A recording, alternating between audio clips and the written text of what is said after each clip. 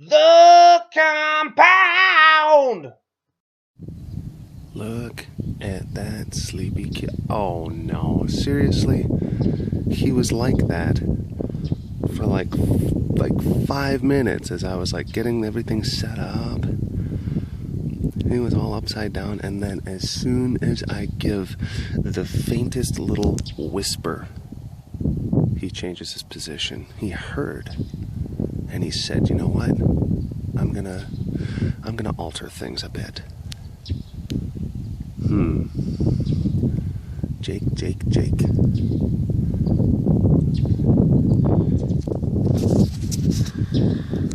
Well, hello, all you big cat lovers out there. It's me, Derek, again. Welcome to another super duper awesome, wonderful, stupendous, adorable, insightful, and educational episode of the Walk Around the Compound webcast. Hi! Well, hello, Mr. Peaser. Yeah, snuffle. Snuffle. Just fed last night, and we had some thunderstorms push through, and there was a front and everything. And okay, I'm gonna just get it out of the way. Temperature. We're gonna talk about some temperature, okay? Editor Derek, do you mind if we do that? Talk about some temperature. It's cooler. I'm wearing a jacket. And there's clouds in the sky, and there's a bit of a breeze, and it's nicer. And a lot of the kitties are more active. We had the boys inside, Raleigh and Subiri. We had them inside because, things were getting so stormy last night, so we put them into the welcome center to have a little sleepover. And then when we let them out this morning into the yard, I mean, they were just zoom, like, oh my gosh, and they had, like, their fur was all fuzzed up, and it was, like, chilly, and they were rolling around on each other, and they're like, this is amazing, everything's, like, moist and cool and kind of breezy, and there's, like, electricity in the air. We like it. Well, we fed last night, so there might be a couple instances of some bones and whatnot. Kind of like that. And then another meat coma. Bleh. Arch! Huh.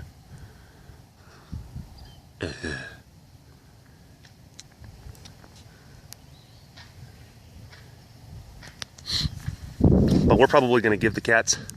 We've been doing this more lately, where we're giving the cats like a full next day to eat, because we would go around and we would lock up the cats, and we would only get through maybe like 3/4 of the compound, and then there was another quarter who would tell us in cordial but no uncertain terms, "I am not done with my dinner yet, please come back later, please go away." So if we wait a day and then come in afterwards, they're usually a lot more accommodating. Oh, that's the spaghetti-o face. You know when you put a little baby, a toddler, in a high chair, and then you like pour out a bunch of spaghetti-os like onto the tray, and then they get it all over their mouth, their hands, and everything? That's the spaghetti-o face. Spaghetti-o face. Hi, Tess. Oh my gosh. Crunch. Look at you. Uh-oh. I'm not approaching, but I'm going to zoom in. Oh, this zoom feature adds so much to this webcast. There's Noe behind the grass. She's hiding. She's waiting for me to come and approach. So, I'm just going to pretend like I don't see her. Like we're just going to keep on talking about the webcast, and oh, there's Wally over there. And I'm just kind of coming around, and I'm just doing my thing, and doodle-doo, looking at some trees, and looking at some bushes, and looking at some grass. And I'm just kind of looking, like not at Noe. I'm looking kind of forward. I don't know what she's doing. I thought you were going to jump at me. Thought you were gonna jump up at me. You're still waiting? Well, you still think I don't see you? Yeah, I do. I totally do. Hey, sugar pie. And sniff, sniff, sniff. Yeah, and sniff, sniff, sniff. What about my hat? You want to sniff my hat? That's got some great smells in it. Oh my goodness. That smells like Daddy's head. I don't know what it is, but the boys, Raleigh, Zubiri, and Noe and Wally, when they were cubs, my dog, Poopy, obsessively, they lick my forehead. They always have. They love it. They love it. I don't know. They don't do that with other people. And I don't think it's an affection thing as much as it is like I have like maybe a unique chemical component in my sweat that just tastes amazing to these animals. I don't know what it is, but they get obsessed with it. Like Noe, she would put her paws on my head, and she would not like sink her claws in, but she would just put her, and she would very stoutly hold my head and be like, no, you're staying right here. You're staying right here, and I'm gonna lick your head a lot with my industrial grade sandpaper tongue. And there's not really much you can do about it because I'm a lion and this is what I want, and I'm very forceful about these things. Let me zoom in. Oh, what a sweetheart. She has her moments. And then Wally. Wally. And then if we look up over here, they drug the carcass that we gave them up onto their rocks and then nestled it in the crook of the tree. So that's going to be really fun to get out. So thank you. And that was probably you that did that. It's probably you. Wally doesn't really move bodies as much as Noelle does.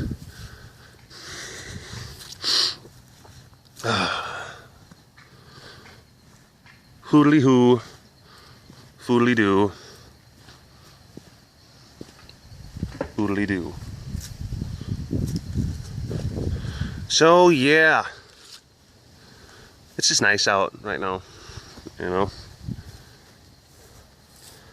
and possibly going to try to see if I can get some bite strength stuff done, but I don't know, since all the cats ate, and our primary candidates for the bite strength stuff, and Dr. Frank left his apparatuses with us, and we had to get some approvals from his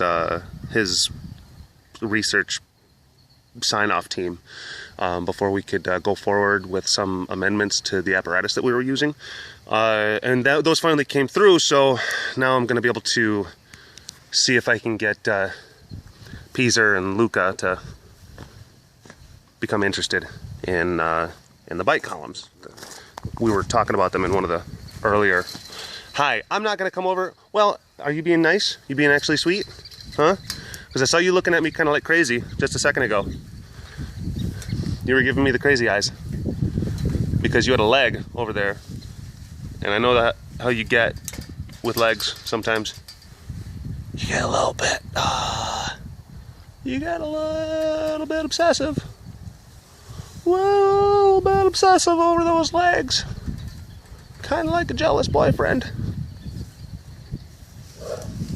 Excuse me, mister. Yeah, it's right there.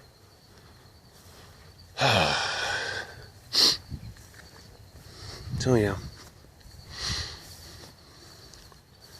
We have our facility here, nestled in the heart of North Texas.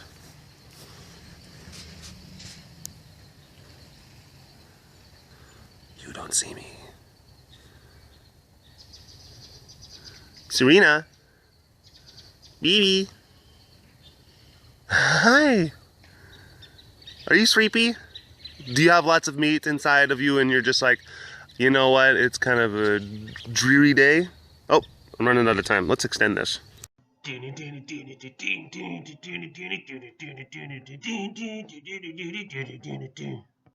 Hey there, folks. We're back. But yeah, we've got our, we've got our facility here in the heart of North Texas, and there's other facilities around the country, like ours. There's other nonprofit organizations, and there's other rehabs and research type facilities, and for the most part, we all have the same ideological aim. We want to do the best for these animals. Hi! Oh my goodness, you have meat. Okay. You want to do the best for these animals, and you want to steward to them properly, but there are enough differences with some of the ideological aims that it can cause a lot of tension between the different organizations. A lot of tension. And basically, it all just kind of boils down to the whole concept, the royal sense of the word "we," that mindset of we do things the best, and those other guys down the road or in the next county or the next state over, they don't know what they're doing. They don't have the right ideas. We have this study which indicates these numbers, but then the other people say well, you know what, that study was a bunch of junk. We actually have the real numbers, and this is what's going on. And it gets really confusing. And you wonder sometimes what the motivations of some of the different places are. That's why a lot of times we just kind of try to stay out of a lot of that stuff,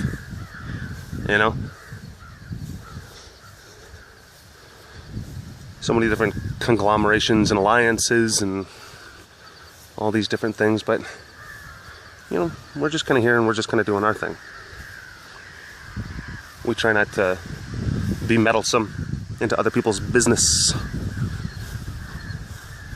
You have your leg? Giving me the stink eyes? You look a little bit delirious. You look a little bit, oh man, how much meat did I have last night? Oh my gosh. I had so much meat last night. I was doing meat stands. It was the last thing I remember. I was doing so many meat stands. It was crazy. It was crazy, bruh. But yeah. A lot of the stuff that there's different ideas that people have about, captive breeding. There's different ideas that people have about the exact number of lions and tigers that are held captive here in the United States. There's a lot of disagreements that people have over the conservation value of animals that are born here in captivity. And there's people that they get really adamant, and then they start pointing these fingers back and forth at each other. And like I said, we really try to just stay out of a lot of that stuff, But then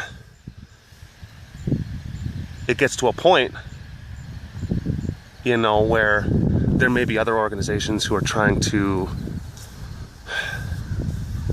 change laws or use power and influence to enact legislation that could potentially affect an organization such as ours, CARE. Because we don't align ourselves with the predefined and anointed organizations, that somehow we're not legit like the others, that we have to have this stamp and seal of approval, you know?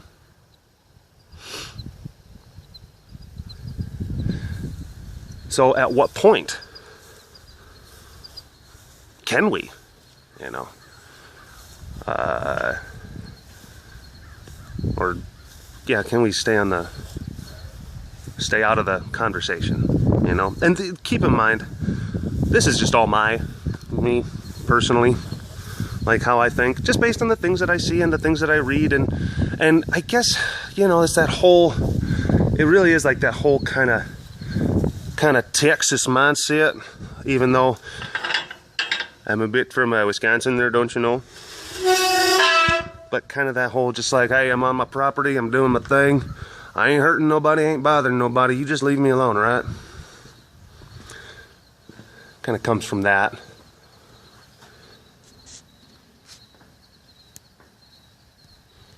Papa! Papa! You have stripes. You have food baby belly going on right now. When is it due? When is it due? Gonna give birth to a nice, healthy baby turd. It's gonna be beautiful.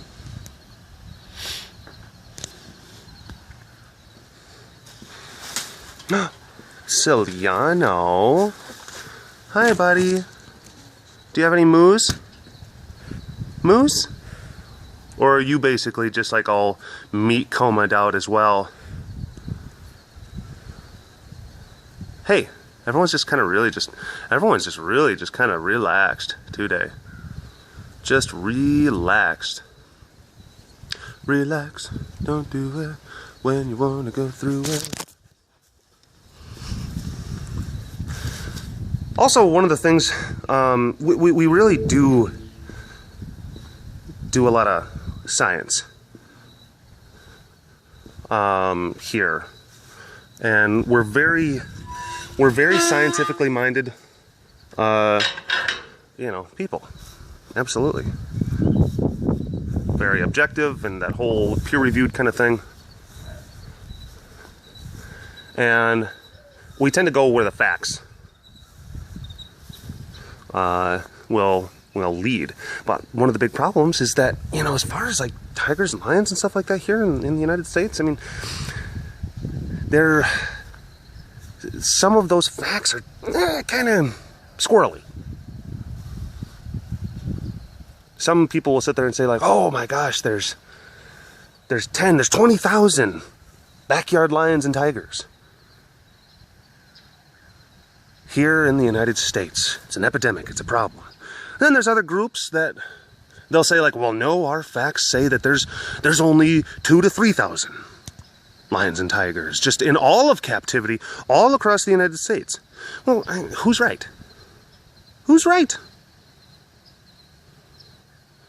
You got these two different extremes on two ends of the spectrum. You know? Who's right?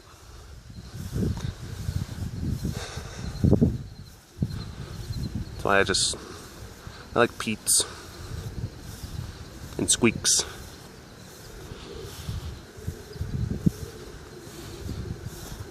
And I try to focus my efforts on giving the best possible life to these cats, yeah, that are here.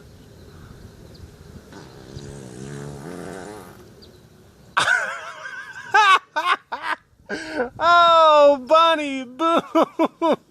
Oh, Bunny Boo! What? Oh my goodness! That was a big quacker. That was. Oh, big old protein meat fart. That was great. You know what? I love you and I want to keep on taking care of you. Farts and all. I think that's probably a good place to end it. Walk around the compound webcast. Thanks for tuning in again, folks. Take care. Bye-bye.